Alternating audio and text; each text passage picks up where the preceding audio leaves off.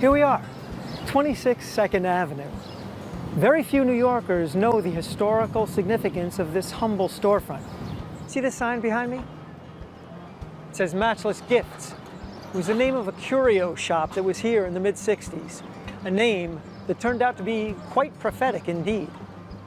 It's here where an ancient Eastern spiritual tradition took root and expanded throughout the world. This is where it all began, the very first Hare Krishna temple in the West. Take a look around. You can see how small it is. The Swami would come and sit on this end and lecture on the philosophy of Krishna consciousness. Although the Hindu Vaishnava tradition, also known as Krishna consciousness, goes back thousands of years and still has millions of followers in India, it was a very new thing in the West. So Bhaktivedanta Swami decided to incorporate his fledgling movement, and that happened in July 1966. He founded the movement as ISKCON, the International Society for Krishna Consciousness. When Srila Prabhupada came to this country, he did something that was quite daring, in the sense that his goal was to transplant a very well-established and very authentic and old tradition from India to the United States, to New York City, to the 60s counterculture. I mean, if you look at it comparatively, there couldn't be two more different cultures than these two. Within 12 short years after he left India, A.C. Bhaktivedanta Swami Prabhupada traveled across the globe 14 times, initiated thousands of disciples, established over 100 centers, several farm communities, as well as various charity and educational organizations. But what happened to his legacy after he passed in 1977? Where does his organization stand now, 5 decades after he established it?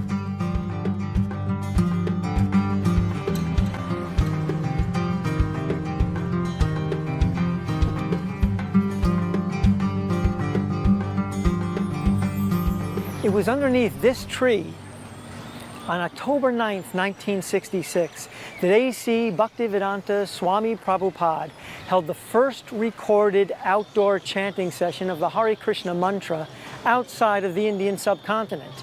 Chanting the Hare Krishna mantra is one of the most important activities for Krishna devotees.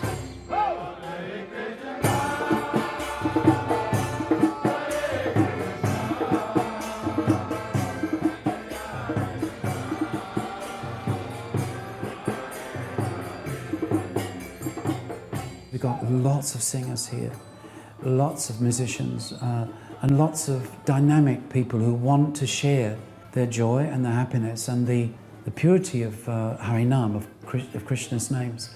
And so there are quite a few different initiatives going on. The Harinam itself goes out every day, and that is generally 2 to 3 hours. People from so many countries come here. So you can sing to all over the world when you come here on Harinam.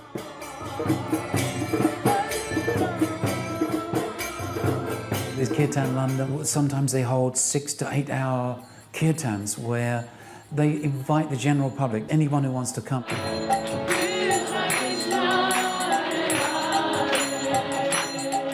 I always come to kirtan to go deep inside. Well, I cried even more than usual. It connects me with happiness. There's been kind of a surge over the last 15 years where we've seen more and more the youth of the Hare Krishna movement are just set alight by their desire to specifically do kirtan.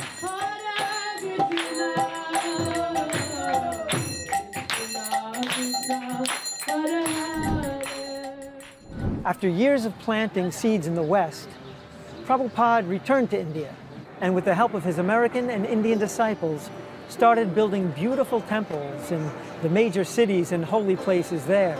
One of his main projects was to build a spiritual city in Mayapur on the banks of the river Ganges.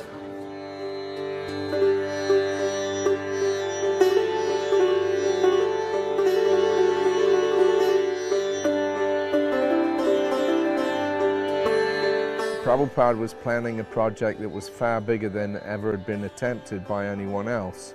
A temple like this has never been built for hundreds of years. We want to make this like a gem.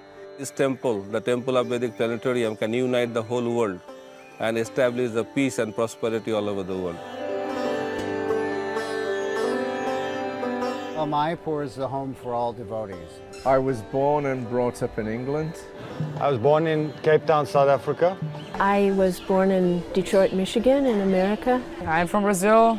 I was born in Bengal. My wife, Maya Purechuri, is from Ukraine. I originally come from China. We actually had a visitor here once from the UN, and he said, wow, this really is the United Nations here.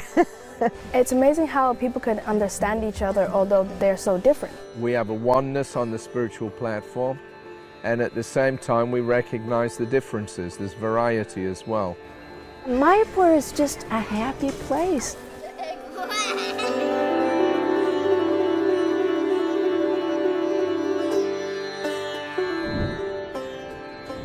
Back in the early days, most of the devotees lived and served inside the temple itself. Nowadays, most devotees have families and have regular jobs.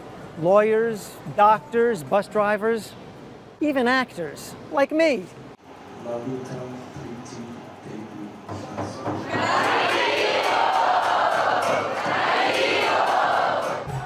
Today is the Ratha Yatra Festival in New York City. Although Prabhupada started his mission here in New York, his teachings have reached almost everywhere in the world now and have been making the kind of impact that, for some places, was unimaginable 50 years ago.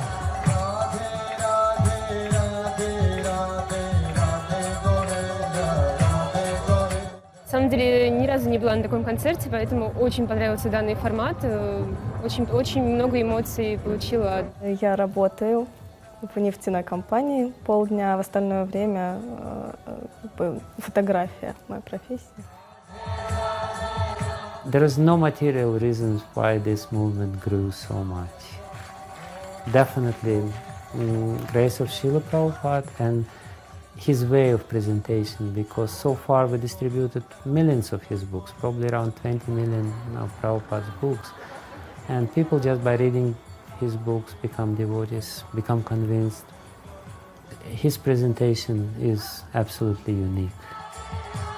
I was interested in the literature, and I stayed in the movements because there was music. There was something I could connect to, and I could immediately find my role, my place in the community.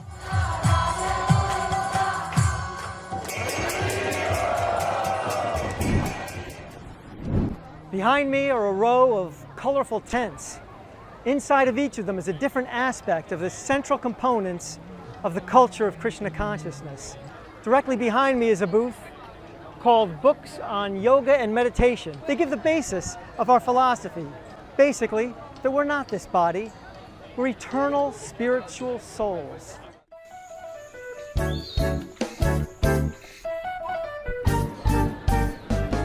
A BBT ela foi criada por Prabhupada há mais de 50 anos com o intuito de ter documentado, né, o seu conhecimento para poder levar para todas as pessoas, né, aquilo que ele acreditava.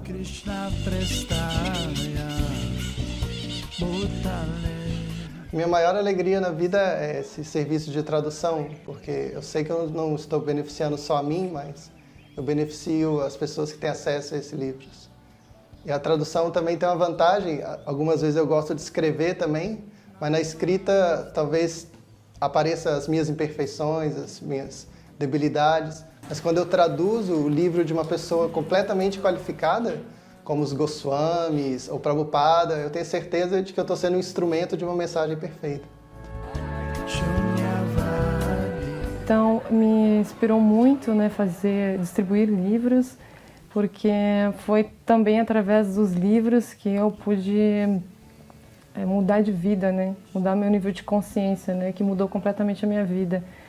Então eu gosto, né, da ideia de oportunizar isso para outras pessoas, dar isso para outras pessoas, né, algo que foi maravilhoso na minha vida, que outras pessoas tenham a oportunidade A partir de 2009, em 2009 nós conseguimos distribuir 135 mil livros e desde então a nossa média anual é de 350 mil livros.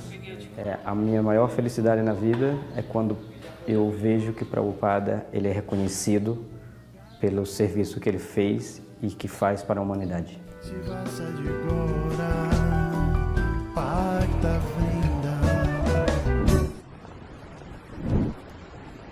Vegetarianism is one of the most important aspects of a Krishna conscious lifestyle. Devotees try to cause the least amount of suffering possible to other living beings. This is called ahimsa in Sanskrit.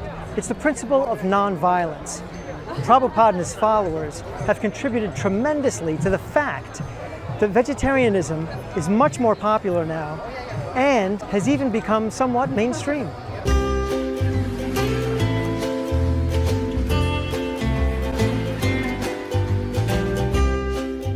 Not that long ago, it was kind of unheard of to have a vegetarian restaurant. And I would dare say that Hare Krishna are probably the first people in Australia to do one. There were teary moments and, you know, a lot of blood, sweat and tears. But, you know, I think if you want to establish something great, you have to go through those kind of crazy processes. And now it's a massive, you know, massive sort of lifestyle choice. If you say clean eating, vegan, all that sort of stuff, now it's embraced. And I think we did a lot of the groundwork for that. It's kind of an exciting new world of vegetarian prasadam distribution.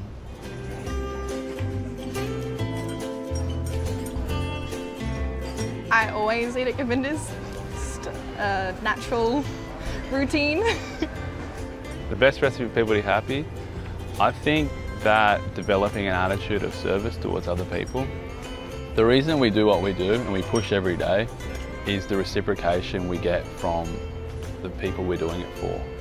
And every day they're coming in, we have people coming in multiple times a day even, and just showering with us appreciation and affection and love. I think the Hare Krishnas, that I know them anyway, are really integral to the community at James Street. I think they provide a really beautiful service and they make incredible food.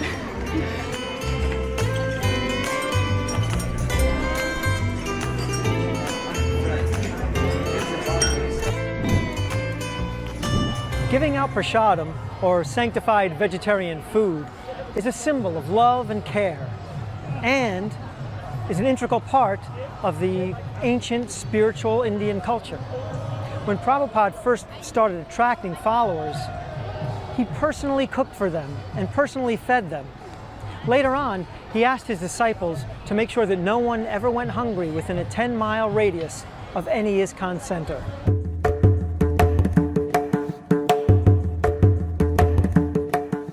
The ISKCON Food for Life is the world's largest free food vegetarian program which serves out holistic meals to people all around the world at its different centers. The Food for Life initiative in ISKCON Mumbai started in 1980s and is still going very strong, where a holistic meal is served to people every day, morning and evening.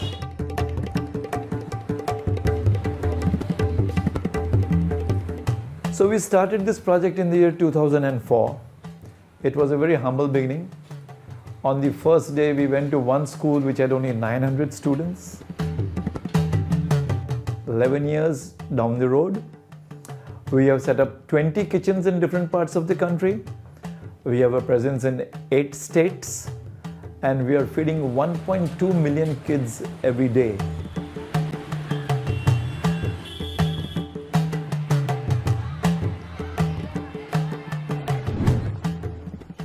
Although he started his mission in a big metropolis, Swami Prabhupada inspired his followers to establish farm communities, leading a lifestyle of simple living and high thinking.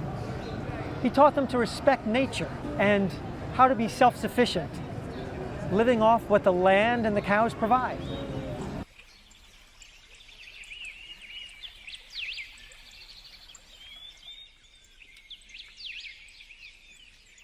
Számunkra a környezetvédelem az nem csak egy jelmondat, amit kiteszünk valahova az ajtó fölé, és arról és aztán meditálunk nap, mint nap, hanem Mi gyakorlatban az életmódunk a legfőbb környezetvédelmi programunk. A közösségünkben 130-an élnek, és ehhez szükséges zöldséget, gyümölcsöt, gabonát, tejet, tejtermékeket meg tudjuk termelni. Gabonából több mint 10-szeres túltermelésünk van. At the moment we have around 50 cows and oxen. We have our own water system. So Krishna Valley is completely off the grid. No gas, no water, no electricity is coming in. Krishna Valley has a really great reputation of being the largest sustainable eco-village in Europe.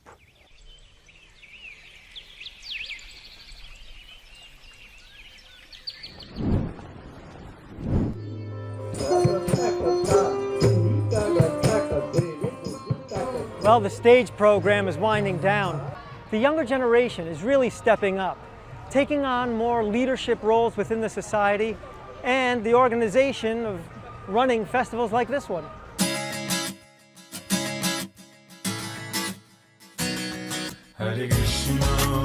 I've always felt that my mission is to be of use. I have a teaching degree, so my primary job is teaching. What we really look at is a holistic approach to education. They teach science, they teach mathematics, they teach reading, they teach how to write, they teach how reading comprehension, and lots of other stuff, including about Krishna. And so that's why I really like this school. Everything that we do, it's age appropriate, and it's done with the eye of just creating these positive spiritual experiences that they can look back on and want to continue or relive in some way. I want to be an ecologist and save Krishna's trees.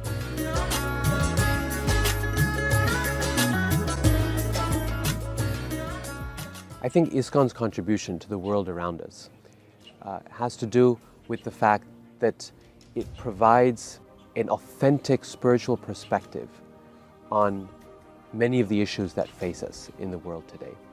We live in a world that is technologically very advanced, that is scientifically very accomplished, and yet a world where people are seeking community, they're seeking heart, they're seeking relationships with other human beings, and are seeking meaning and purpose in their lives. And what ISKCON does, I think, is provide the opportunity, provide a pathway to finding that meaning and living it in a day-to-day way that is at the same time connected to our world around us and yet gives meaning and hope for something much greater than we human beings can imagine ourselves.